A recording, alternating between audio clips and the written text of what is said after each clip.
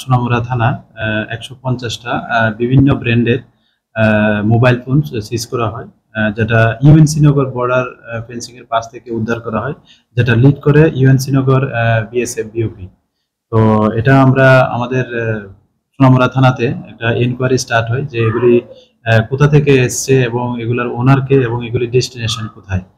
তো আমরা যে বিভিন্ন ব্র্যান্ড বলতে এখানে রিয়েলমি, স্যামসাং, ভিভো এবং ওয়ানপ্লাস এরকম অনেক ব্র্যান্ডের আছে।